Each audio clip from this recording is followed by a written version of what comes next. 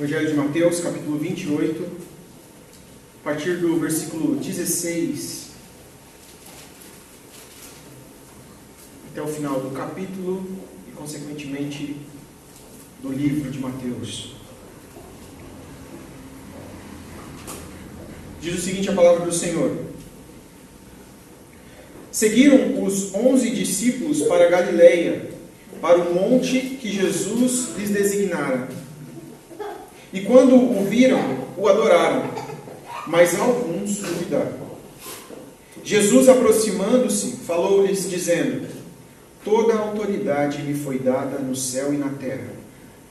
Ide, portanto, fazei discípulos de todas as nações, batizando-os em nome do Pai, e do Filho, e do Espírito Santo, ensinando-os a guardar todas as coisas que vos tenho ordenado.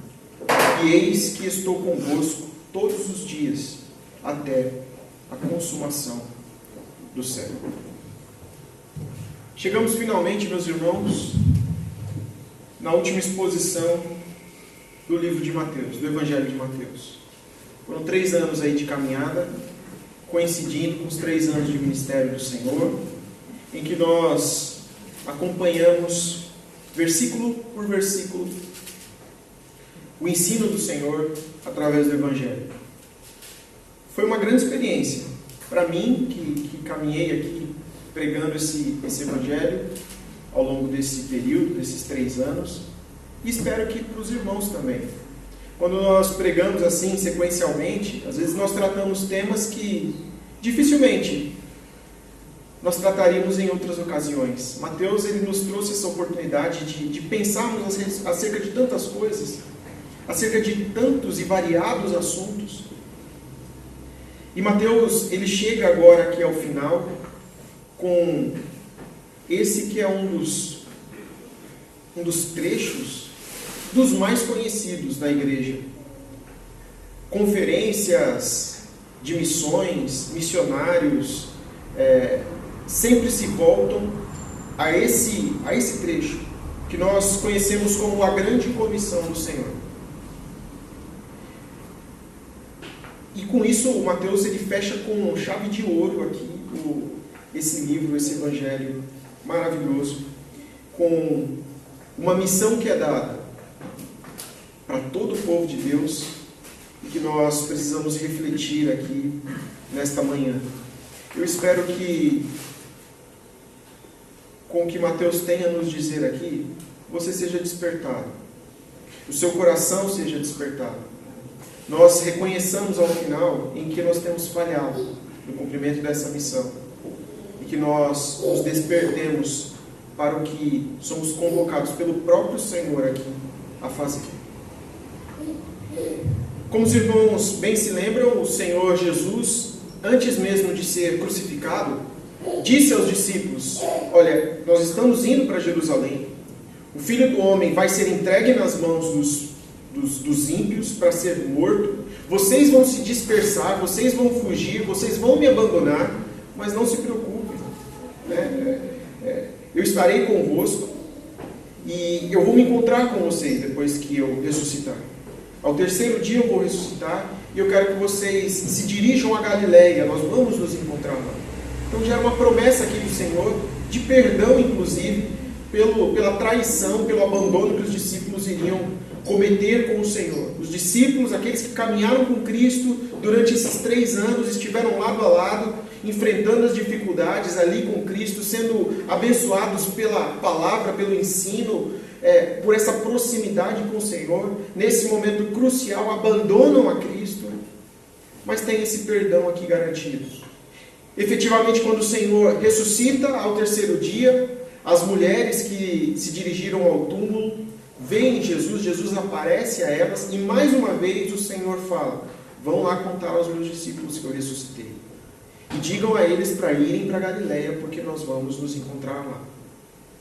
É dito que o Senhor aparece para muita gente durante esse período de ressurreição dele. Ele aparece ainda para os discípulos, estando eles ainda em Jerusalém, mas Mateus aqui ele não chega a relatar esses acontecimentos. Mateus ele está reforçando que Jesus teve esse encontro que ele está prometendo já há diversos capítulos atrás. Jesus promete que vai encontrá-los na Galileia, e é justamente nessa ocasião. É como se Jesus estivesse falando e Mateus estivesse ressaltando, destacando que eles iriam ter uma conversa séria lá na Galileia. Então, por mais que Jesus tenha aparecido por diversas vezes para eles, eles tinham um encontro marcado na Galileia. E o Senhor tinha uma coisa muito importante para dizer para eles. É o que o Senhor diz aqui nesse momento. Mateus vai dar um destaque que quando o Senhor aparece para os discípulos, muitos creram que o Senhor ressuscitou, mas alguns chegaram a duvidar de que era aquele mesmo, o Messias, o Cristo ressuscitado. Então o Senhor se aproxima mais deles, Jesus aproximando-se, lhes diz essas palavras: toda autoridade me foi dada no céu e na terra. Ide, portanto, fazei discípulos de todas as nações, batizando-os em nome do Pai, do Filho e do Espírito Santo, ensinando-os a guardar todas as coisas que vos tenho ordenado, e eis que estou convosco todos os dias até a consumação do século. O Senhor deixa aqui uma missão para a sua igreja, para os seus discípulos. Não só para esses, para todos os outros que estavam ouvindo. Talvez nessa ocasião aqui tivesse muito mais gente. Paulo em Coríntios cita, na carta aos Coríntios cita, que o Senhor chegou a aparecer em determinada ocasião para mais de 500 pessoas. Então talvez possa até ser nessa ocasião aqui. E ele deixa isso não só para esses discípulos, para os 11, mas para toda a igreja do Senhor. Ele deixa esta ordem, ele deixa esta missão. E o que nós vamos estudar aqui brevemente esta manhã será exatamente essa missão que o Senhor deixou. Nós podemos dividir essa fala de Cristo em 3 partes. Uma é a premissa da missão. Porque toda autoridade me foi dada no céu e na terra. O Senhor fala isso. Então a missão está baseada nessa autoridade de Cristo. Portanto, aí nós temos a missão de fato. Ide por todo o mundo, fazei discípulos de todas as nações, ensinando-os, batizando-os e ensinando-os a guardar todas as coisas que vos tenho ordenado, todas as coisas que vos tenho ensinado. E em último lugar, nós temos uma promessa em relação à missão. E eis que estarei convosco todos os dias até a consumação dos séculos. Então a primeira parte, a premissa da missão, nos revela aqui um aspecto político que o Senhor Jesus nos revela aqui agora. Ele diz para todo o seu povo, ele diz para os seus discípulos, para os seus apóstolos agora enviados, ele diz a eles que toda a autoridade lhe foi concedida no céu e na terra. Mas que autoridade é essa? Será que ele já não sempre teve esse tipo de autoridade? De uma certa maneira, ele não foi ele que criou os céus e a terra? Não é ele o rei do universo desde sempre? Por que agora lhe foi concedida essa autoridade? De que autoridade ele está falando? Pois bem, ele é sim o rei do universo desde sempre. Ele é Senhor dos senhores, Rei dos reis. E nunca deixou de ser.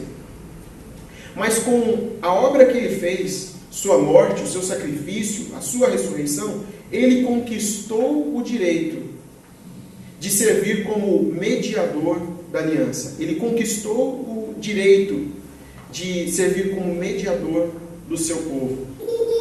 A única maneira do homem ser salvo é através do sacrifício de Cristo. E Jesus executou isso.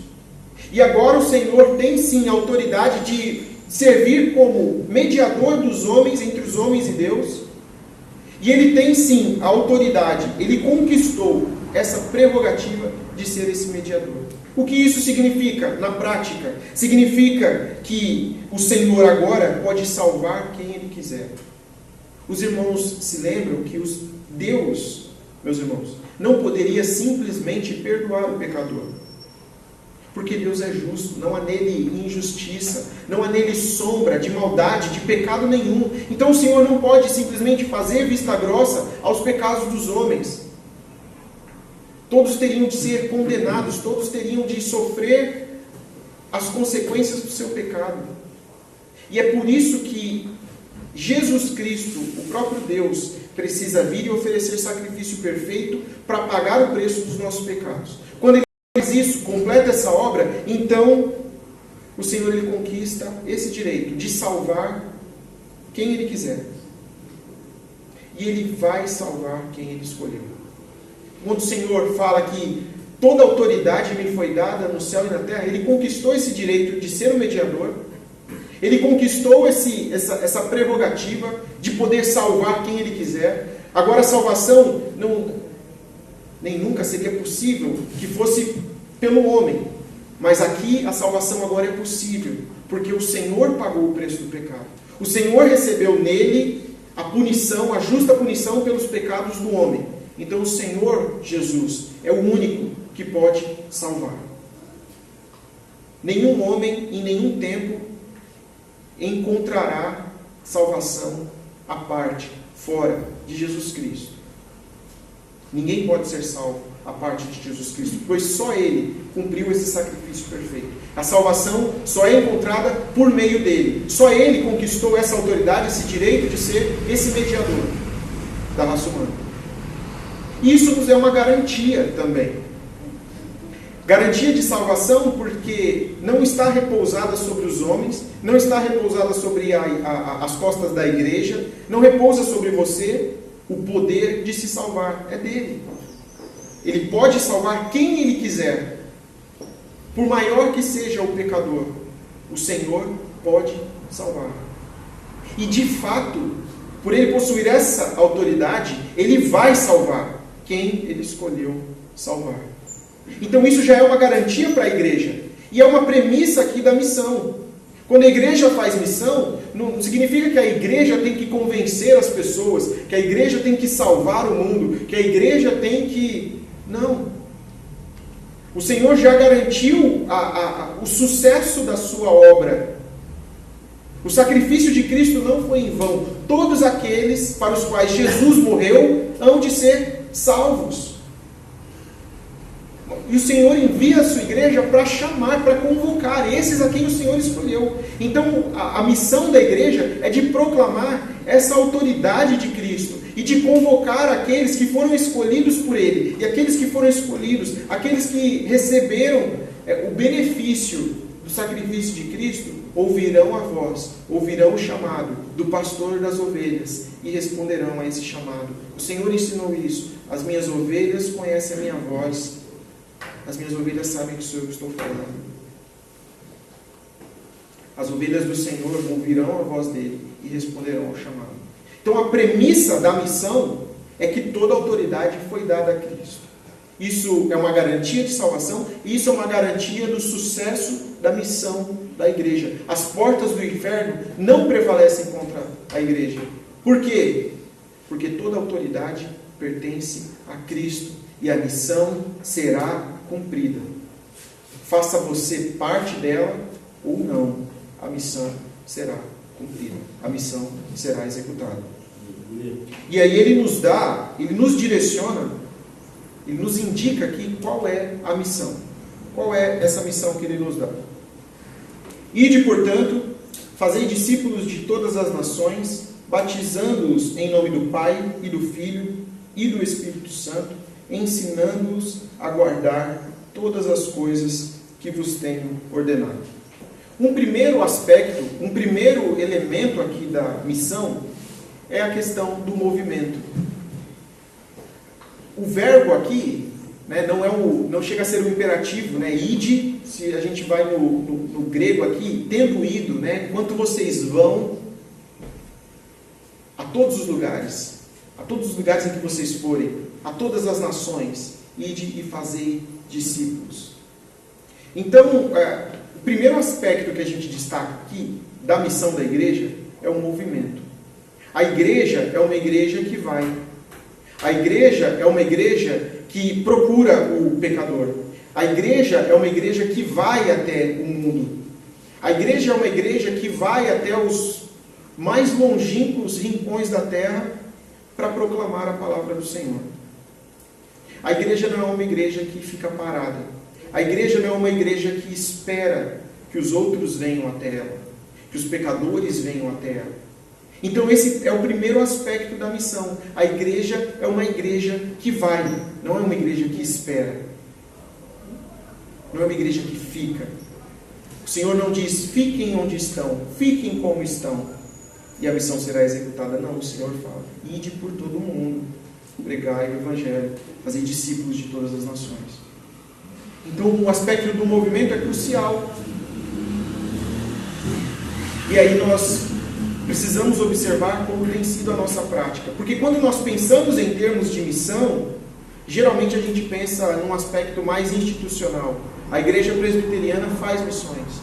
Basta você olhar, né, a nossa lista aqui de missionários, nosso quadro de missionários, tanto missionários internacionais quanto missionários da Junta Nacional. Né? Você tem aqui dos dois lados quadros de famílias que estão indo a lugares onde nós não temos oportunidade hoje de ir para proclamar o Evangelho, para pregar o Evangelho. Você pensa em termos institucionais. Não, a igreja está fazendo a missão. Só que o chamado para essa missão não é um chamado institucional. Não é um chamado que alguns podem cumprir e outros não. É um chamado individual. A responsabilidade da missão ela é feita a cada discípulo. Então esse é um chamado que está sendo feito para esses homens e para esses homens. Quando eu digo homens, homens e mulheres, a igreja do Senhor. Então, recai sobre cada um de nós a responsabilidade sobre esse chamado. E entendam, meus irmãos, o que o Senhor acabou de dizer. Toda autoridade me foi dada no céu e na terra. Ele é o Senhor do universo. Ele está assentado no trono. E Ele não fez um pedido. Olha, se vocês puderem, olha, se possível, vão e preguem. Vão e façam discípulos. Olha, quando vocês tiverem, né, condições, vão e façam discípulos. Não é um pedido. É uma autoridade que está dando uma ordem. E a ordem está sendo dada a todos os discípulos. E você se inclui entre eles. Quando você está na rua, de carro, seja lá como for, se o policial manda você parar, você para. Ele é autoridade. Vai você querer desrespeitar a autoridade policial. Se ele manda você ir, você vai. Ele é autoridade. Você vai ousar desrespeitar uma autoridade policial, uma ordem direta de uma autoridade policial? Você não vai fazer isso. Mas por que você despreza a ordem do Senhor do universo, que não é um pedido, que não é uma sugestão, que não é um conselho, é uma ordem? Toda autoridade me foi dada no céu e na terra. E Ele dá essa ordem para toda a igreja. E toda a igreja não deve ficar apenas esperando, mas deve ir. Como é que a igreja vai, meus irmãos? De muitas maneiras. De muitas maneiras. Esse ir é um engajamento com essa missão. E nós temos que estar engajados com essa missão em todos os aspectos da nossa vida. Quer saber como é que você vai e faz a missão? Como é que se manifesta esse movimento da missão na sua vida? Certamente tem pessoas do seu convívio que não conhecem a Cristo. Certamente tem pessoas do seu convívio que você já convive talvez há muitos anos e que nunca ouviram, pelo menos da sua boca, a proclamação da palavra do Senhor. E o que você está esperando? Está esperando que em algum momento o Espírito Santo mova o coração dela para ela vir até você e te perguntar a respeito do Evangelho, a respeito das coisas espirituais? A ordem do Senhor é para a igreja se movimentar, para a igreja ir atrás dessas pessoas, ir atrás desses homens. E certamente você não precisa sair daqui para ir lá para a África para fazer esse tipo de missão.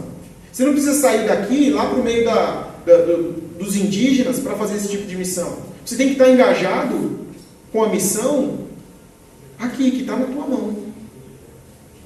E se você não está indo ao lado, dando 2 passos e proclamando o Evangelho, como é que você vai para mais longe do que isso? Então, esse primeiro aspecto da missão é o aspecto de movimento. Movimento, uma igreja que vai. Mas nós não devemos também negligenciar as missões em outros lugares. A sua missão não é só uma missão pessoal sua, mas é uma missão de apoio também. Nós fazemos missão corporativamente, nesse sentido. E a possibilidade de mandar um missionário para o Oriente Médio, você vai ver ali no quadro que tem missionários no Oriente Médio, a possibilidade de mandar um missionário para regiões distantes ela só é possível porque tem toda uma igreja por trás. Tem uma série de parceiros apoiando, sustentando, financiando todo esse trabalho, todo esse projeto. Sozinhos eles não têm condições de fazer. Como é que você vai também? Você vai se engajando nesse tipo de ação. Você vai contribuindo com esse tipo de ação. Você vai orando pela missão da igreja. Então, quando foi a última vez que você orou, sem ser em eventos, em conferências missionárias, quando foi que na sua oração cotidiana você orou pela expansão do Evangelho? Quando foi na sua última oração devocional, sem ser em uma ocasião específica de missões, você orou pela pregação do Evangelho a outras nações, a povos não alcançados? Quando foi que você orou pela missão que a sua denominação está fazendo? Quando foi a última vez que você orou para que o Evangelho alcançasse as pessoas que estão ao seu redor e que não conhecem a Cristo? Então, existem muitas maneiras de você se engajar nessa missão. E nós somos craques em dar desculpas. Mas existem muitas maneiras de nós nos engajarmos. Talvez Deus tenha te chamado de fato para ser um missionário em outro canto da terra. E Ele vai te preparar e no momento certo Ele vai te enviar. Mas algumas pessoas receberam esse chamado. Acontece que toda a igreja recebeu a incumbência de fazer essa missão. Então, de alguma maneira, você tem que se engajar. Você tem que se engajar com a igreja. Você tem que se engajar com a propagação do Evangelho. E você tem feito isso? Sinceramente. Às vezes, nem dos de casa, você tem coragem de falar de Cristo. Você tem gente perdida em casa que você não tem mais coragem de falar sobre Cristo. Que você não tem mais paciência. Sendo que Ele foi até o fim, Ele morreu, Ele deu a vida para pecadores. Ninguém fez por merecer, não.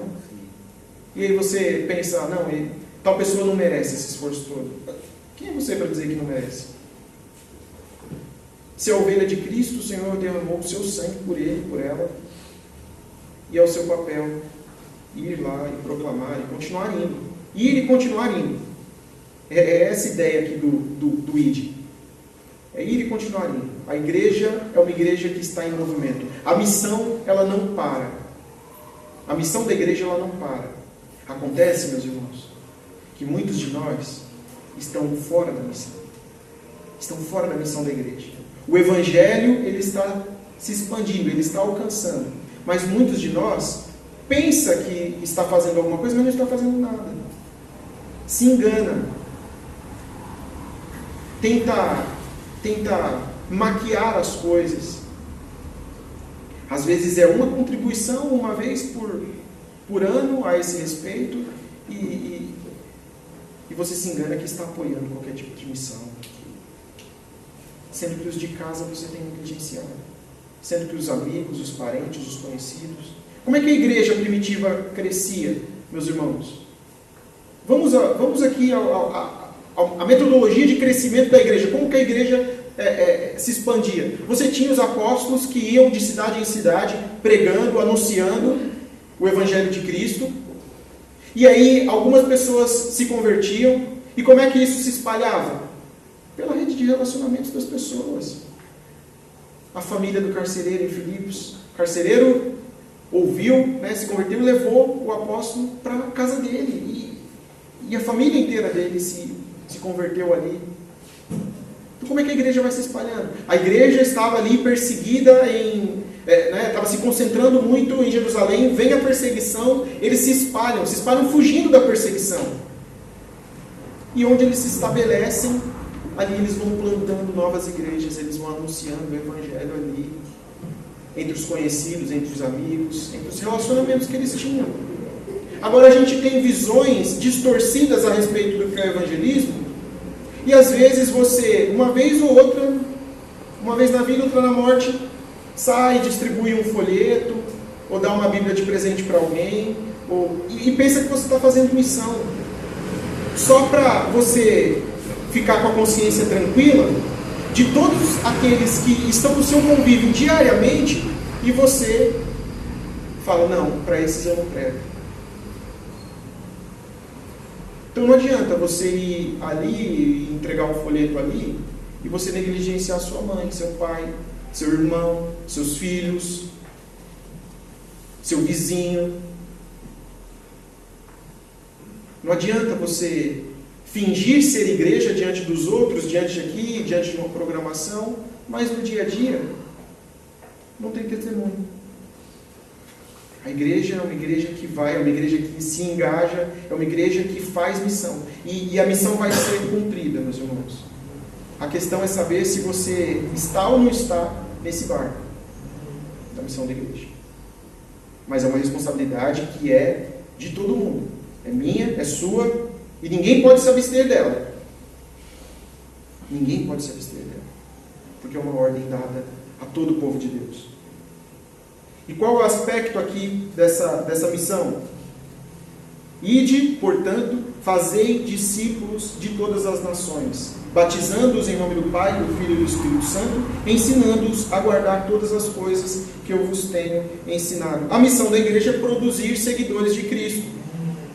É muito mais profundo do que simplesmente uma mera proclamação inicial do Evangelho. Demanda muito mais compromisso, porque é um compromisso de você andar junto. Não é simplesmente você anunciar uma vez o Evangelho para alguém, nunca mais tocar no assunto. Não, você tem esse compromisso de fazer seguidores de Cristo, de discipular, fazer discípulos de todas as nações, fazer alunos de Cristo, fazer seguidores de Cristo, por todos os lugares em que vocês forem. E tem dois aspectos aqui desse discipulado, né? Primeiro, integrando-os à igreja visível.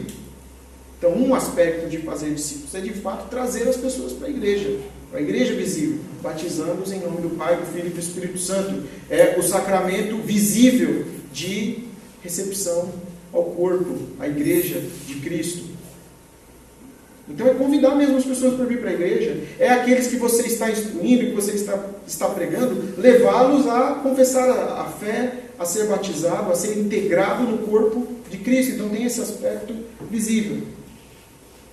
E o aspecto do ensino, ensinar a guardar a palavra de Cristo, ensinando-os a guardar todas as coisas que vos tenho ordenado. Então, esse ensino, esse discipulado, é um ensino intelectual, sim, ensino da palavra de Cristo, é estudar a Bíblia juntos, é entender a palavra, é compartilhar aquilo que, na sua simplicidade, você aprendeu acerca de Cristo, mas não é simplesmente um conhecimento teórico, mas é como viver, ensinando, não é ensinando tudo que eu ordenei. Não é essa a ordem do Senhor aqui. Se fosse isso, seria meramente você explicar aqui tudo que o Senhor ordenou. Mas a ordem do Senhor é ensinando-os a guardar tudo o que eu ordenei. Então, o aspecto do ensino não é só ensinar a palavra, mas ensinar a viver a palavra. Isso é discipulado. Ensinar a viver a palavra. Tá? E como é que a igreja faz discipulado? Entre nós nos discipulamos. Quando você vê um irmão abatido, você vai lá e consola. Quando um irmão está em falta, você vai lá e exorta. Tudo na palavra. Mas é essa a orientação que a gente vê os apóstolos fazendo, né? Consolai-vos uns aos outros, exortai-vos uns aos outros, animai uns aos outros, se alegrem com os que se alegrem, chorem com os que choram. A igreja vai se lapidando, a igreja vai se discipulando. Então o processo de discipulado também é uma missão de todo mundo. E você tem essa responsabilidade de ensinar. Ensinar aos seus filhos, ensinar aos seus parentes, aos seus amigos, ensinar a igreja, ao seu próximo aqui, se instruir mutuamente, ensinando a guardar, ensinando a viver a palavra de Cristo. Essa é a missão da igreja. Fazer discípulos, fazer alunos de Cristo. Por onde quer que a igreja vá. Se engajar na missão. E nós temos, por fim, uma promessa em relação à missão. A parte B aqui do versículo 20. E eis que estou convosco todos os dias até a consumação dos séculos.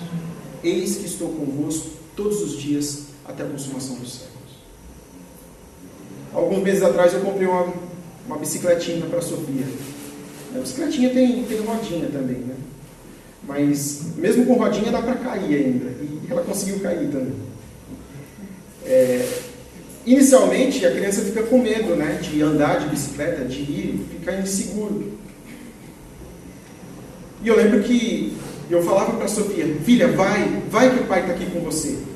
Vai que o pai está aqui do seu lado. E aí, falando isso para ela, ela pegou essa confiança e ia. E eu estava mesmo ali do lado. Então, enquanto eu estava ali do lado, ela não ia cair. Ela não ia se machucar, porque eu estou ali do lado. Se ela falhar em alguma coisa, se algo acontecer, eu estou ali para segurar ela. Eu estou do lado dela. O que o Senhor está falando para a igreja aqui é exatamente isso. Falando: filho, você vai andar numa bicicleta agora que talvez você não saiba como se equilibrar. Talvez você não saiba como pedalar essa bicicleta da missão. Talvez você não saiba como fazer discípulos. Você está com receio de ser rejeitado, com receio de não ter sucesso naquilo que você vai fazer, com receio de quebrar a cara. Mas filho, vai que eu estou contigo. Eu estou aqui do seu lado. É isso que o Senhor está falando para a igreja, é isso que o Senhor está falando para você. Vai que eu estou com você.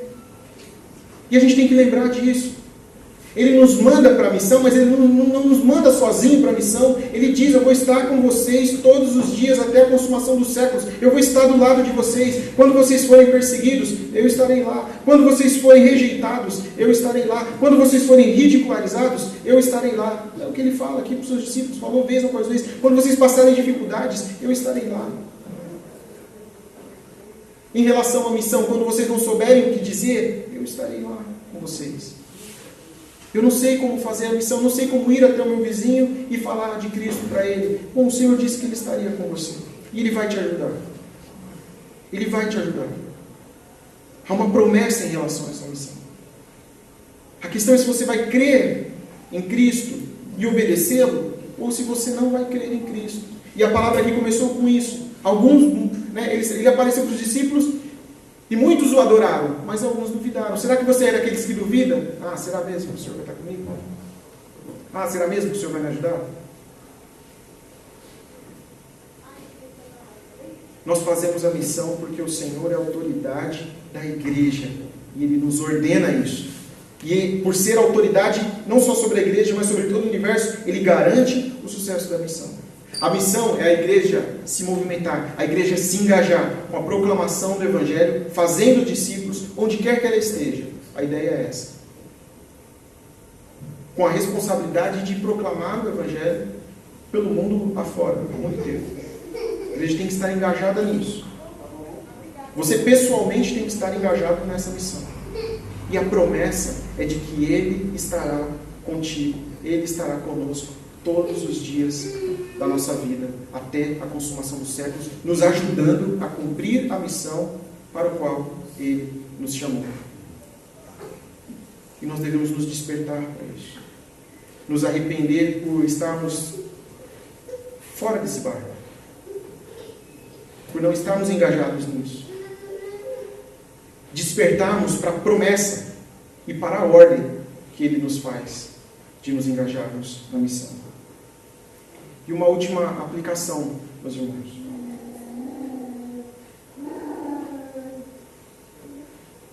E é de todo o coração. Você está numa missão hoje. Essa igreja aqui é uma missão. É a plantação de uma igreja bíblica, reformada, num lugar carente de igrejas bíblicas reformadas.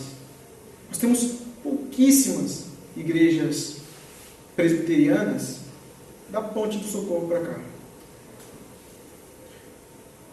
Formal, igreja organizada mesmo, você tem, talvez, ali em Interlagos, você tem uma, você tem na Vila Natal, você tem outra, mas há uma escassez de igreja presbiteriana por aqui. Você tem algumas congregações em alguns lugares, mas é uma escassez. E você tem aqui um dos distritos, o Grajaú, se eu não me engano, o segundo distrito mais populoso da cidade de São Paulo. No IBGE de 2010, a gente não teve IBGE em 2020 por conta da pandemia, mas no IBGE de 2010 já constava como o segundo distrito mais populoso de São Paulo. Só por aqui, por essa região, transitam diariamente aí mais de 500 mil pessoas. Então, você vê a necessidade de uma missão aqui, de uma igreja que seja plantada aqui, nesse lugar? E isso aqui é uma missão, é uma visão da igreja presbiteriana de plantar uma igreja. Isso aqui é um trabalho de plantação, isso aqui não é uma igreja formal. Isso aqui ainda é, esse trabalho aqui ainda é uma congregação. Então, cada um de nós aqui está atuando como um braço missionário da igreja presbiteriana no Grajaú. Você faz parte desse trabalho aqui? Você é um missionário da igreja presbiteriana no Grajaú. E está envolvido no trabalho de plantação dessa igreja aqui, nesse lugar. E quando essa igreja aqui se organizar, a responsabilidade dessa igreja, dos líderes que serão eleitos por essa igreja, os presbíteros, os diáconos e toda a igreja, será de plantar outras igrejas. E aí essa igreja vai começar a se preocupar em plantar outras igrejas aqui nessa região para expandir esse trabalho. Mas para que isso aconteça, meus irmãos, isso não depende de um líder, isso não depende de vir uma pessoa e fazer tudo o que tem que ser feito. Não, isso é uma responsabilidade individual de cada pessoa. Nós precisamos estar engajados com esse trabalho para que essa igreja seja organizada, para que essa igreja seja plantada, para que essa igreja se fortaleça. Mas nós, assim como o texto da liturgia que nós lemos, em relação à igreja de Éfeso, parece que a gente perdeu o fio da meada. Parece que a gente perdeu o fio da meada. Parece que a gente perdeu aquele compromisso. Você tem um compromisso, tem compromisso de trazer as pessoas para cá. Você tem um compromisso de proclamar o Evangelho. Você assumiu esse compromisso ao fazer parte fazer a confissão, né, pública profissão de fé, de representar a igreja moralmente para o mundo, de proclamar o Evangelho, de trazer mesmo gente para cá. Você tem esse compromisso. Esse compromisso é de cada membro. Cada um aqui tem que assumir esse compromisso. E você tem o compromisso de se engajar. Esse trabalho aqui vai depender da igreja. O sucesso de plantação ou não dessa congregação vai depender de cada membro. Se todos os membros aqui se despertarem para isso e falar, não, eu vou trabalhar ativamente, eu quero que essa igreja seja plantada, e se isso acontecer de maneira corporativa, né, ou seja, toda a igreja entender esse chamado, essa missão que você recebeu, aí essa igreja será organizada assim. Isso depende de muita coisa, meus irmãos. Depende de fidelidade em dízimos e ofertas. Nós não falamos sobre isso aqui, não falamos mesmo. Mas se a igreja não se despertar, que com seu dízimo, com a sua oferta, você está fazendo missão aqui, essa igreja ela é mantida por isso. E se não há fidelidade nisso, como é que você mantém um trabalho desse? Você não mantém. Deus nos chamou para uma missão nesse lugar. E é isso que eu quero encerrar assim. Se você está aqui hoje, e você que está acompanhando no YouTube, e você que já fez parte desse lugar, eventualmente desanimou, parou aí na caminhada, Deus te chamou para uma missão, Ele te deu uma missão nas mãos. E é uma missão importante de plantar uma igreja nesse lugar. E você se esqueceu da missão. Você fugiu da missão. Você está negligenciando a missão. Ele ordenou você fazer isso. Ele ainda prometeu estar contigo, te capacitar, te dar condições.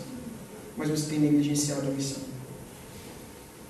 Nós temos que nos atentar, meus irmãos, porque a chamada de atenção que o Senhor faz a nós é a mesma que Ele fez à igreja de Éfeso. Vocês têm que voltar às primeiras obras, voltar ao primeiro amor, voltar à fidelidade e serem fiéis em tudo. No compromisso, na missão, no engajamento, na proclamação, no sustento. Porque a ameaça que repousava sobre a igreja de Éfeso era essa: se vocês não fizerem isso, em breve virei e moverei o castiçal desse lugar. E aí, a pergunta que a gente precisa responder é essa: a missão do Senhor será cumprida se a gente se envolver ou se a gente não se envolver. Mas é melhor se a gente se envolver. É melhor fazer parte da graça dessa missão. Porque se nós não nos despertarmos para isso, talvez essa igreja nunca seja plantada de fato. fique sempre como uma congregação e talvez em algum momento até deixe de ser congregação. A missão de Deus não vai fracassar. Igrejas serão plantadas, mas talvez por outras pessoas, por haver Deus rejeitado o nosso trabalho, rejeitado a nós, na missão. Ele nos chamou para essa missão, meus irmãos. Eu quero terminar esse último sermão em Mateus, depois dessa caminhada, falando isso. O desejo do meu coração é ver essa igreja plantada. Eu não sei por quanto tempo mais eu ficarei aqui. Pastores, líderes, vêm e vão. Quando essa igreja for plantada, os próprios líderes dessa igreja, os presbíteros, vão eleger os seus pastores. Quando isso acontecer, meus irmãos, se porventura eu não estiver mais por aqui, lembre-se de mim, me faça um convite, porque eu quero estar aqui no dia da organização dessa igreja. Do fundo do meu coração, eu quero que essa congregação se torne uma igreja e plante outras igrejas. Eu quero estar aqui nesse dia. Mas isso só vai acontecer, meus irmãos.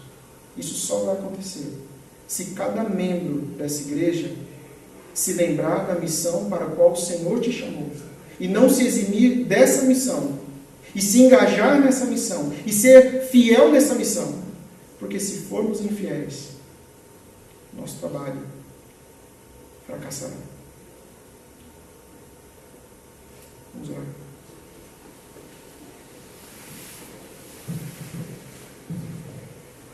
Senhor, nós nos dirigimos a Ti, Senhor.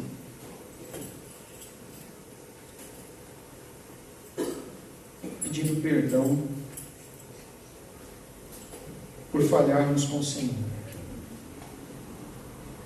O Senhor nos deu uma ordem direta. O Senhor nos deu uma missão. E ainda prometeu estar conosco. E nós temos negligenciado essa missão.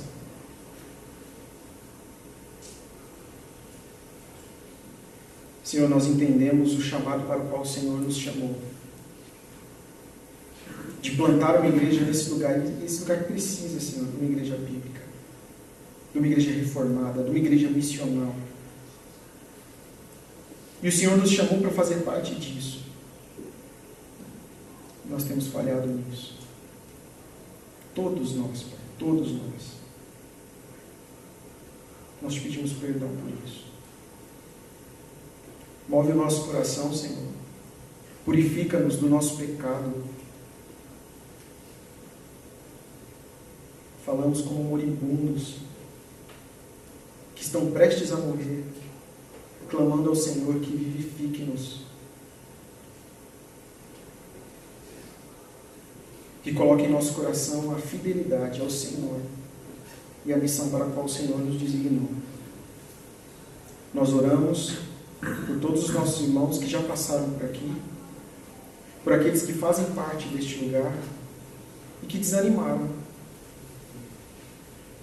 Que eles se lembrem da missão, Senhor. Assim como nós temos sido lembrados esta manhã. Desperta, Senhor, nosso coração para que entremos de uma vez por todas nesse barco, antes que ele zarpe, nós fiquemos para trás e simplesmente vejamos a missão sendo cumprida por outras pessoas que foram mais fiéis do que nós. Tem misericórdia de nós, perdoa-nos esse nosso pecado, Pai. Vivifica a Tua igreja. O desejo do nosso coração, Senhor, é ver uma igreja organizada e plantada aqui no Brasil. O Senhor nos deu esta missão. Que sejamos capazes, Senhor, de proclamar, de fazer discípulos entre os nossos familiares, que nós não nos omitamos disso, Pai. Mas que lembremos sempre que isso é uma ordem e que repousa sobre essa ordem a promessa de que o Senhor estará conosco, de que o Teu Filho estará conosco, de que o Teu Espírito nos ajudará a executar essa missão de proclamação e de fazer discípulos. Desperta o Teu povo, Senhor, para o compromisso com a obra, o compromisso com a missão, o compromisso pessoal com a missão. Nós te pedimos perdão, Pedimos que o Senhor vivifique o nosso espírito amortecido, adormecido, e que o Senhor abençoe esta igreja, Senhor, para que dentro e em breve nós estejamos aqui em grande celebração, elegendo presbíteros e diáconos, organizando uma igreja, Senhor, uma igreja pungente, uma igreja viva, uma igreja que proclama o verdadeiro Evangelho, uma igreja que faz missão. Ajuda-nos, guia-nos, se conosco, Pai. É o que te pedimos, em nome de Jesus. Amém.